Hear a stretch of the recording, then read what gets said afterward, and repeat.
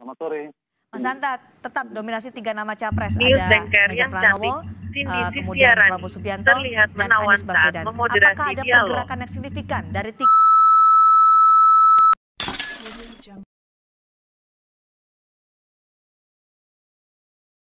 potensial kuat itu di atas 5%, maka kita ambil 5 besar. 5 besarnya itu tadi, Sandi, Erick Thohir, Agus, Ridwan, dan Puan Maharani. Ya, Sandiaga Uno, Erick Thohir, Agus Harimurti Yudhoyono, Ridwan Kamil, dan Puan Maharani. Dan semua ini adalah generasi baru Indonesia. Wajah-wajah baru, tanda petik ya, dibandingkan dulu nama-nama para ketua umum, dan nama-nama baru semua, seperti Erick Thohir, AHY, Ridwan Kamil. Yang dilakukan oleh Poltreking adalah mengkombinasikan capres, ada kandidat capres dengan kandidat cawapres. Ada Ganjar dengan Erick Thohir ketika dipasangkan mendapatkan elektabilitas 27,6% dari responden. Prabowo Subianto dan juga Puan Maharani, ini kan nama pasangan yang santer diberitakan, kemudian memperoleh 20,7%. Jika Anies Baswedan berpasangan dengan AHY, 17,9%. Dengan Sandiaga Uno, 26,7%, tidak beda jauh ketika berpasangan dengan Erick Thohir. Prabowo Subianto dengan Erick Thohir 22,5%, Anies dan Puan 12,2%. Apa makna dari kombinasi yang dilakukan oleh Poltreking ini, Mas?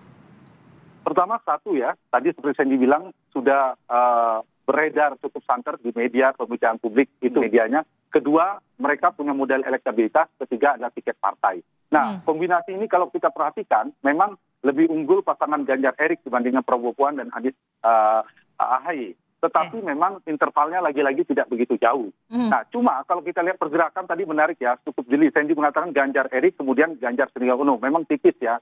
Ganjar Erick lebih tinggi sedikit dibandingkan dengan Ganjar Sandi.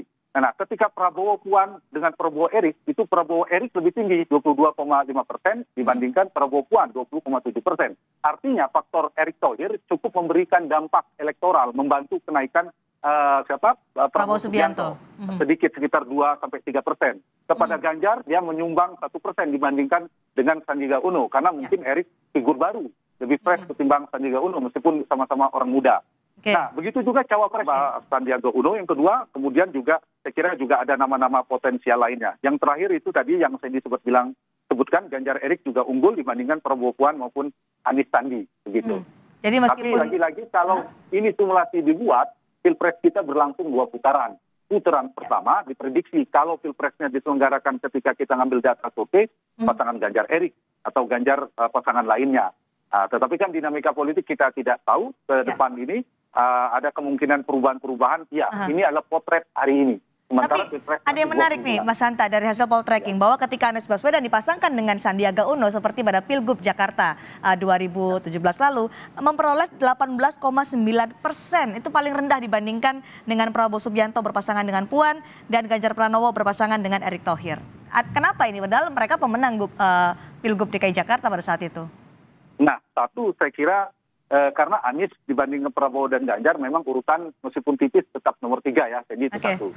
Kedua, cawapres seperti saya katakan karena Sandiaga Salahuddin Uno ini, Mas Sandi ini juga bukan figur baru, sudah dikenal. Jadi faktor wahnya, faktor surprise-nya, faktor wow faktornya itu tidak begitu besar. Sehingga kalau dilihat Anies di wakilnya Sandi tidak begitu tinggi, meskipun lebih tinggi ketika Anies berpasangan dengan Puan. Tapi hampir sama Anies AHY atau Anies Sandi. Jadi poinnya memang betul posisi cawapres menentukan. Beda kan kalau elektabilitas capres sudah kuat, mau wakilnya siapapun sama. Ini cawapres sangat menentukan dan figur-figur baru. Dan prediksi saya kemungkinan kalau misalnya pusaran itu berputar pada kekuatan elektabilitas ketimbang boarding pass atau tiket partai, maka nanti pertarungannya adalah di bursa calon wakil presiden. Cawapres terkuat akan menjadi rebutan bagi cap. Menarik ini kalau prediksi sampai 3 pasangan bisa sampai ke ternyata yang diharapkan oleh masyarakat pada nanti muncul di Pilpres 2024. Terima kasih Mas Hanta Yuta, Direktur Eksekutif Poltreking Indonesia telah bergabung bersama kami di Kompas Petang.